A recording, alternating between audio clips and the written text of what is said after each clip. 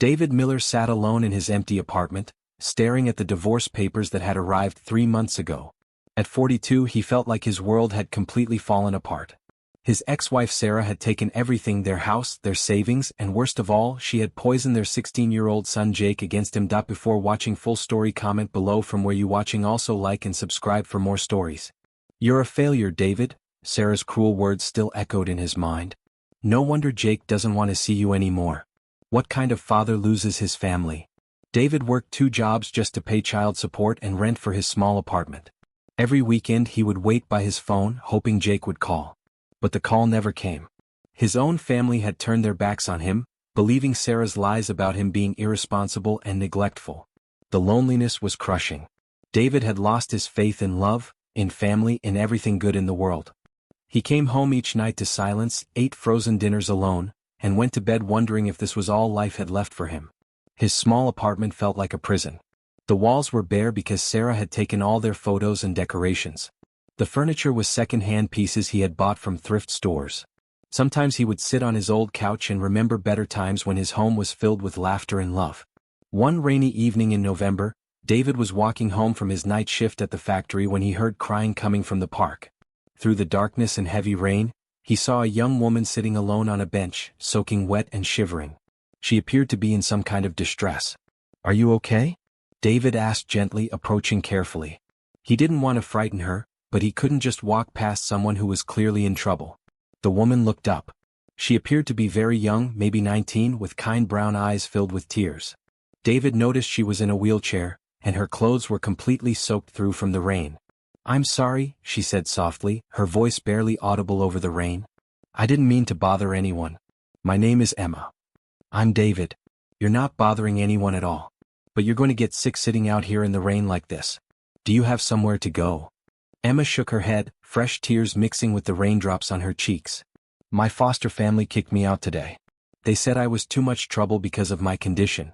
She gestured to her legs. "I've been paralyzed from the waist down since I was 12. Most people see me as a burden they don't want to deal with." David's heart broke for this young woman. Despite his own pain and troubles, he couldn't leave her alone in the rain with nowhere to go. "Come on," he said without hesitation. "Let me help you. You can stay at my place tonight and we'll figure something out tomorrow. No one should be out here in this weather." Emma looked at him with surprise. "You don't even know me. Why would you help a stranger?" "Because someone helped me once when I needed it," David replied, though he couldn't remember the last time anyone had actually helped him. "And because it's the right thing to do." David helped Emma get to his apartment, carrying her wheelchair up the stairs while she held onto his back. His small place suddenly felt warmer with another person in it. Over the following weeks, Emma stayed in David's spare room, which had been empty since Jake stopped visiting. She was incredibly independent despite her disability, insisting on doing her share of housework and cooking. She had a beautiful spirit that began to heal something broken inside David. Emma told him about her difficult past during their quiet evenings together. She had been in foster care since she was 8 years old after her parents died in the same car accident that paralyzed her. The accident had happened when she was 12, and finding permanent homes became even harder after that. "Foster families would take me in, but as soon as they realized how much extra work was involved with my wheelchair and medical needs, they would find reasons to send me back," Emma explained one evening as they shared a simple dinner. "Most people look at me and only see what I can't do instead of what I can do." "That's terrible," David said. "You're one of the strongest people I've ever met."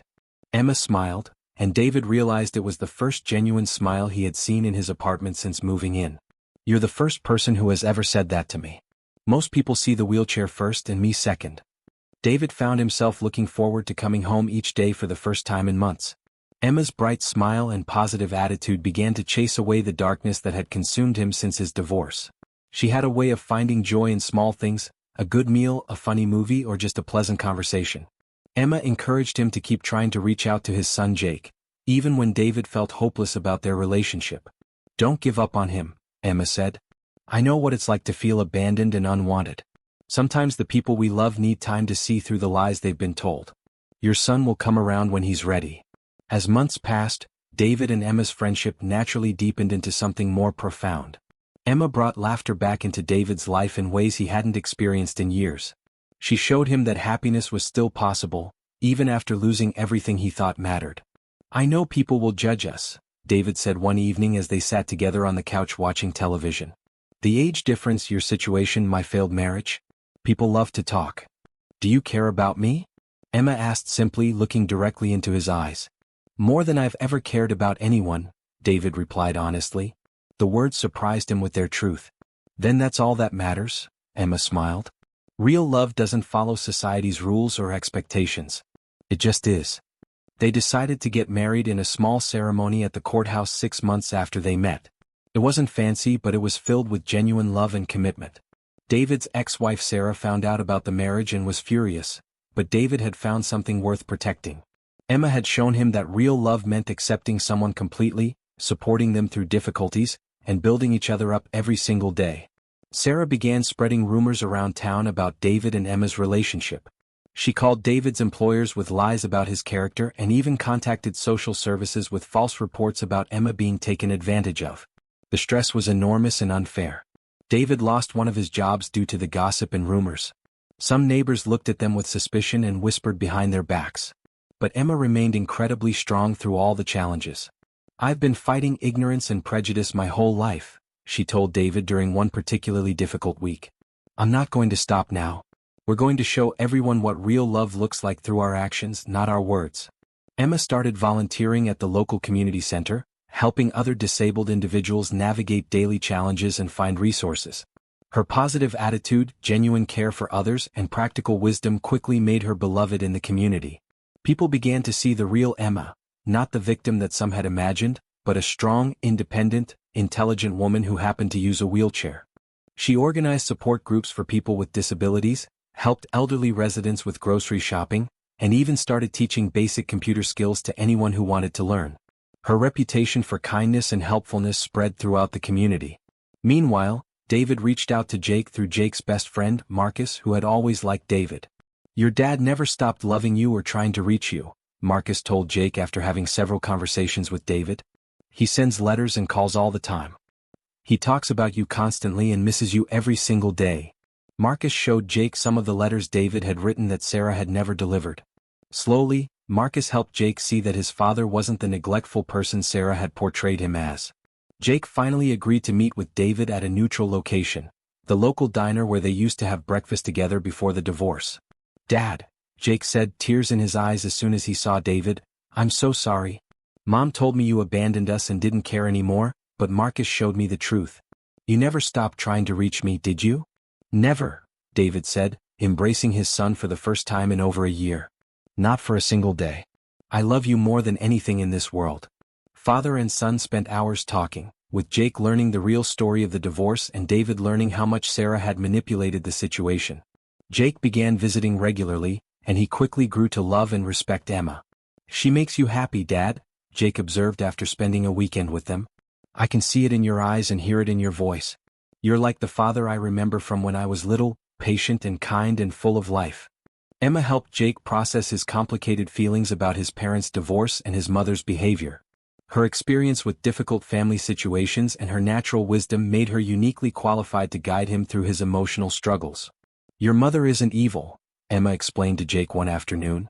She's hurt and angry, and hurt people sometimes hurt other people. That doesn't make it right, but understanding it can help you forgive and move forward. David got a better job working as a supervisor at a local warehouse, partly because Emma encouraged him to pursue additional training and certification. Her belief in his abilities gave him confidence he hadn't felt in years. She helped him see his own worth and potential. A year after their courthouse wedding, David and Emma decided to have a real ceremony with their chosen family and friends. Jake was David's best man, and Emma's friends from the community center served as her bridesmaids. Even some of David's family members who had initially been skeptical about the relationship came to the wedding after seeing how happy and healthy David had become. I was wrong to doubt you and judge your relationship, David's brother Tom admitted at the reception. Emma is an amazing woman and you two are perfect together. I can see how much you love each other. The wedding was small but filled with genuine love and support from people who truly cared about them. Emma looked absolutely radiant in her white dress, with her wheelchair decorated with beautiful white and pink flowers. David had never seen anything more beautiful in his entire life. Life wasn't always perfect after the wedding. Emma had medical challenges related to her paralysis that required regular doctor visits and occasional hospital stays. David sometimes worried about providing adequately for his growing family. Jake had difficult moments adjusting to his new family dynamic and maintaining relationships with both parents. But they faced each challenge together as a team. When Emma was hospitalized for complications, David never left her side, sleeping in uncomfortable chairs and advocating with doctors and nurses. When David doubted himself or worried about money, Emma reminded him of his worth and helped him see solutions he couldn't see alone. When Jake struggled with divided loyalties between his parents, both David and Emma supported him without judgment. Real families aren't perfect, Emma told Jake during one particularly difficult conversation about his mother. They're people who choose to love each other through the imperfect times and support each other no matter what happens. 2 years after their marriage, Emma became pregnant through IVF treatment. Despite doctors' initial concerns about her paralysis and the potential complications, she received excellent medical care and had David's unwavering support throughout the pregnancy. Their daughter, Hope, was born healthy and beautiful after a somewhat complicated but ultimately successful delivery.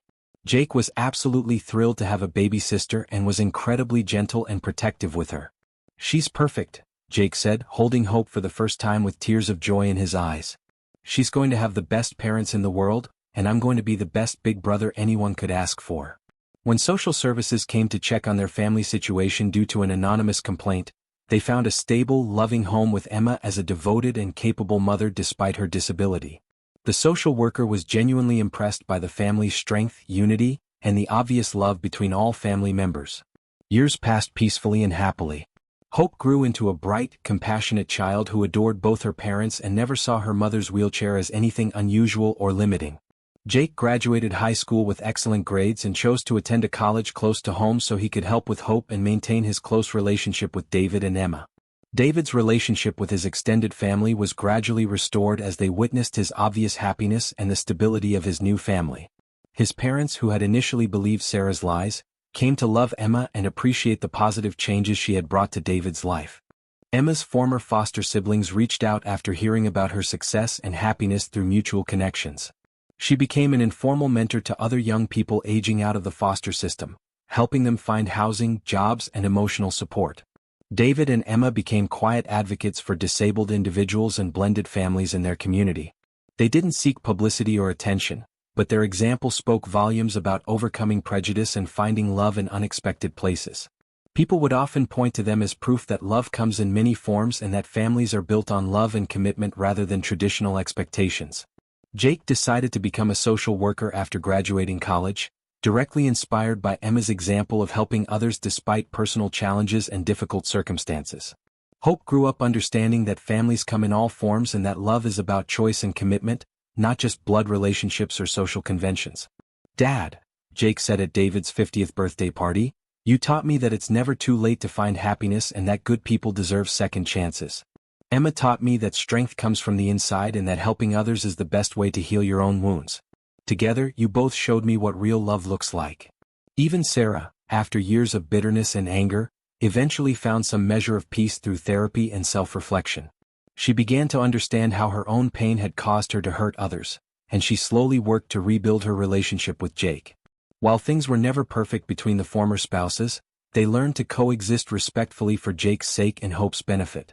"I'm glad you found happiness," Sarah told David years later at Jake's college graduation ceremony. "I was wrong to try to destroy it. Emma has been good for you and she's been wonderful for Jake too. I'm sorry for all the pain I caused." David accepted her apology gracefully, holding no grudges or resentment. Emma had taught him that forgiveness was a gift you give yourself, not something you do for other people. David's story became one of triumph through love rather than victory through conflict. His success was measured not in defeating enemies but in building something beautiful and lasting. Emma had transformed from a homeless teenager with no family into a beloved wife, devoted mother, and respected community member. Her physical disabilities had never defined her limitations. Instead, they highlighted her incredible inner strength and determination. The real victory was in the beautiful, unconventional family David and Emma built together through love, patience, and commitment. They proved that love doesn't follow society's arbitrary rules, that families are created by choice and daily acts of care, and that sometimes the most wounded people can help heal each other in profound ways. David learned that true happiness isn't about having a perfect life without problems, it's about choosing to love and be loved despite life's inevitable imperfections and challenges. Emma taught him that disability doesn't mean inability, that age differences matter less than emotional compatibility, and that sometimes the most unexpected relationships become the most precious and transformative. Their love story became a quiet inspiration to everyone who knew them, proving that real love conquers obstacles through persistence and kindness rather than force. They showed their community that losing everything can sometimes be the first step toward finding what you truly need for genuine happiness. Hope grew up knowing that she was born from a love that overcame prejudice, persevered through adversity, and chose kindness over bitterness in every situation. She learned that strength comes from helping others, that family is about love rather than biology, and that everyone deserves respect and dignity regardless of their abilities, circumstances, or differences. In the end, David's second chance at love became everyone's opportunity to understand what family really means. It wasn't about being perfect or meeting social expectations. It was about being present for each other, supporting each other's dreams and goals, and choosing love consciously every single day. The small apartment where David had once sat alone in despair became a home filled with laughter, hope, and unconditional love. Emma's wheelchair became a symbol not of limitation or tragedy, but of the human capacity to overcome any obstacle through determination and support. Jake learned that having multiple families who loved him was infinitely better than one broken family built on lies and manipulation. And every evening, as David came home from work to find Emma helping Hope with her homework while Jake called from college to share news and stay connected, he realized that the most beautiful response to life's cruelties is simply to build something wonderful from whatever pieces remain. Their story proved that love always finds a way when people are open to it, that kindness is ultimately stronger than cruelty, and that the most beautiful families are often the ones that society least expects to thrive. In choosing each other against all odds and social pressure, David and Emma had chosen hope over despair, love over loneliness, and forgiveness over resentment. They had found their happily ever after not by defeating enemies or seeking revenge, but by refusing to let circumstances and other people's negativity defeat their capacity for love and joy. And in making that choice every day, they had won everything that truly mattered in life: love, family, purpose, and inner peace.